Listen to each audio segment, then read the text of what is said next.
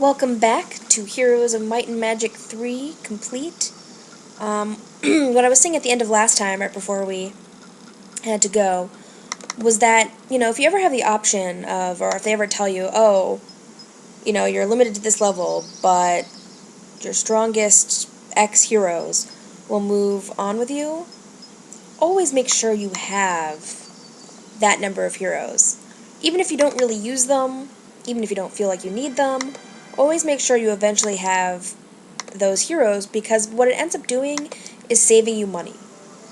You might need those heroes later on in the next scenario, and, isn't it better to have them already so you can pick them and you're not in a bind and you don't have to deal with, getting, spending the money, the valuable money on them, especially when you're starting out a new scenario and you might be short on money. So that's why I always do that, because it just makes life so much easier. Ooh, basic logistics, another very key skill. Just, so important, so good. Glad I got it. Speed is your friend, my friends. Speed is your friend. Now we're gonna go sailing, because, well, Christian doesn't need to do anything else right now. Lord Hart. Woohoo, we have 10 Cavaliers, 21 Monks, 60 of those. Like, 10 Cavaliers, that's a good, solid number.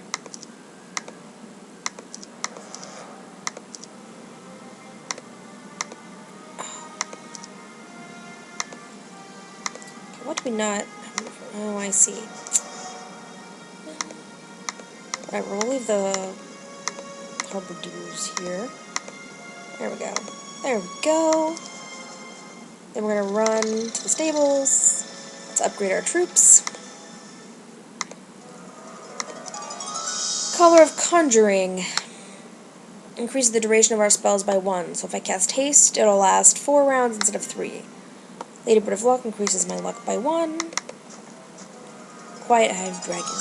While venturing into a decrepit hut, you find the skeleton of a long-dead witch. Investigation of the remains reveals a ring with a dragon's eye set into it. This increases your attack and defense skills by 1. Nice. Nice. I don't need anything from there. Awesome. Gold. Going out to sea. There's really just not much else to do, with this hero. Even though he's my main dude, he's really not needed at the moment. Yes!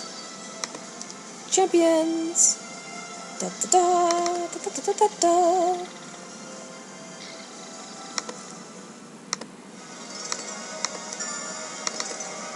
Sword of Hellfire? Seriously? During a sudden storm, a bolt of lightning strikes a tree, splitting it. Inside the tree, you find a mysterious sword. The Sword of Hellfire is kind of ridiculous, because if you just noticed, it increases it by 6. Oh my goodness. That's just ridiculous. Pausing to rest and light a cook fire, you pull out of a nearby lumber cart. Oh, you pull wood out of a nearby lumber cart. There we go. As you keep pulling wood from the cart, you notice that its cargo doesn't shrink. You realize, to your delight, that the cart is enchanted, so you take it along. Just gives us extra wood all the time. Not that we really need the wood. Oh, when you're sailing around, avoid the whirlpools. It'll transport you or teleport you to another whirlpool, but you'll lose troops. If you have to go through a whirlpool, fine, but in general, try and avoid it.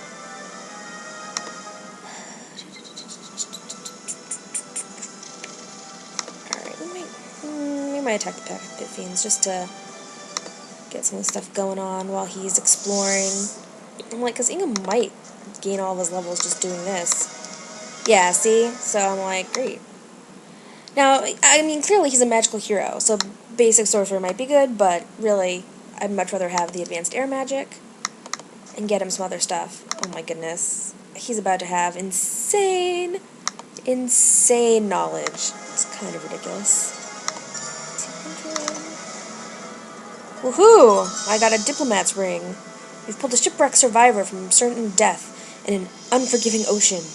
Grateful, he rewards you for your act of kindness by giving you the diplomat's ring. It reduces... No, hold on. I was like, I know it's the ambassador's sash. No, it does. Okay, it does the same thing as the ambassador's sash. It reduces the cost of surrendering. We are not going to be surrendering. We are not that weak. Yeah, flotsam is a great way to get just like a ton of wood. Yeah, we don't need to pursue them. Like, this is a pretty, like, insane army right here. I mean, I could probably just win with just this. A mad wizard who has been terrorizing the region has foolishly chosen you as his target today. Realizing that his power comes from his crown, you take aim with your bow, knocking the crown from his head and releasing him from his crazed madness. Grateful to be free, he lets you keep the crown. Crown of Supreme Magi. So what this does is it gives you +4 to your knowledge skill, so now in theory I could have 100 spell points. I mean, some of these artifacts are just way overpowered for this scenario.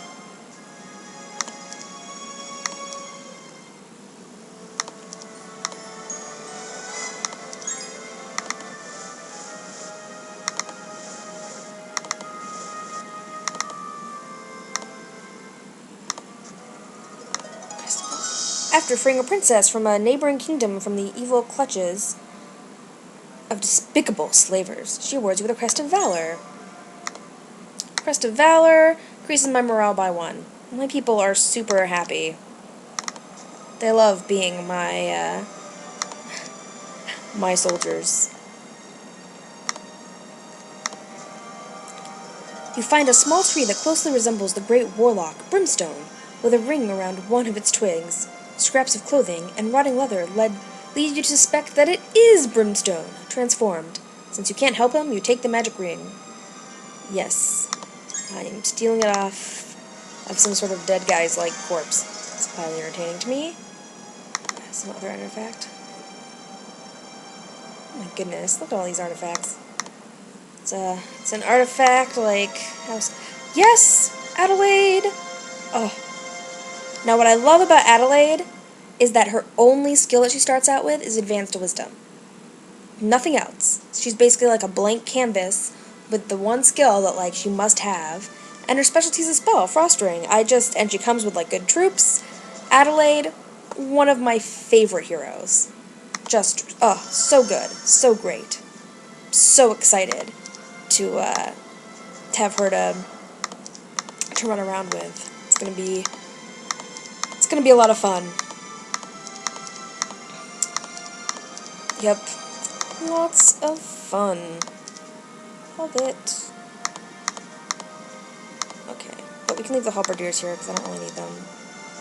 And, we'll learn protection from air. And then I'm going to send her this way to get these bonuses first. And then we'll head the other way. So exciting. I know I have all my heroes. I'm not going to buy any more heroes in the future. I have the 4 that, that I'm going to carry on with me. I'm happy with the 4, actually. They're all pretty good. Quality. Oh, if you already have the spell that they're going to teach you, then it just says that, they're... Unfortunately, they can't do anything for you. It's like, thanks. Thanks for nothing. The Pendant of Dispassion. The sound of combat draws you to the scene of a fight between an old barbarian and an 8-headed hydra. Your timely intervention swings the battle in favor of the man, and he rewards you with a pendant he used to use to calm his mind for battle. So I guess makes me immune to the Berserk spell. I have yet to see anyone cast the Berserk spell, so yeah, that's basically useless, at least for me.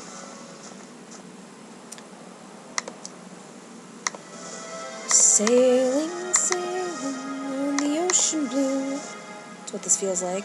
I guess we can come back here a little bit before I disembark there. Waha! Alright, our first town. Near him.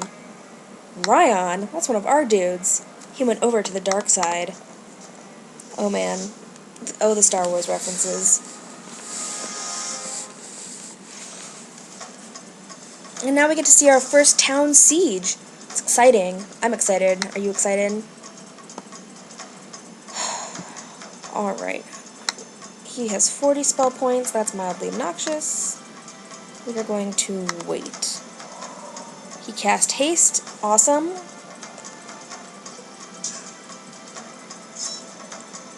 Okie dokie.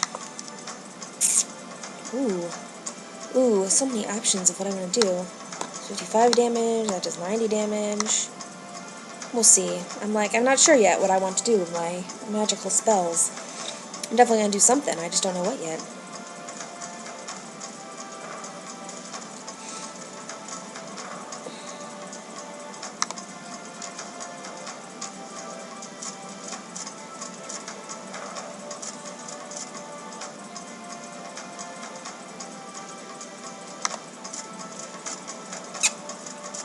Yep.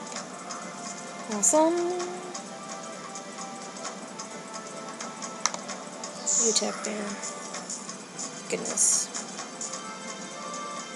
Alright.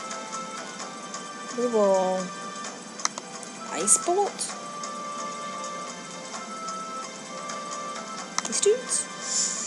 I don't really know. I don't know if I feel like that was the most effective use of that, but it's what we ended up doing, so there we go. So good. Now this town only has a fort. It doesn't have a citadel or a castle because there are no archers in these towers.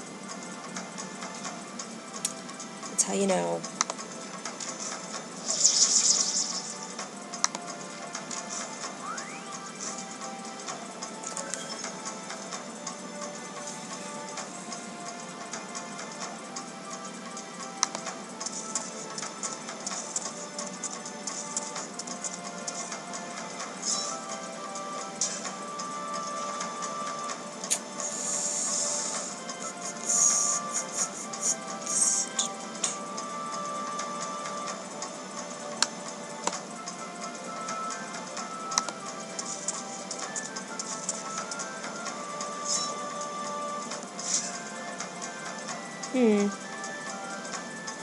It was not as effective as I thought it was going to be. That's kind of disappointing. Aha, you can see Frost Ring. Oh, come on, there we go. Wait, no. I want to not get my dude. Alright, never mind. I was like, I want to not get my dude. Because usually, like, you put it around, like, if you place it on your actual hero, then what will happen is it won't, or like your actual unit, it won't affect your unit, but it'll hurt all these other people. And it's great that way.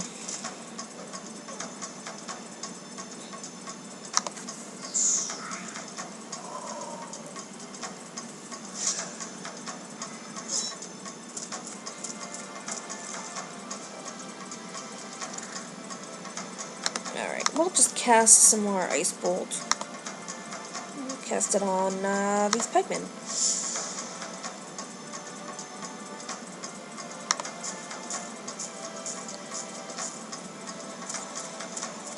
Oh, they're beating up my griffins.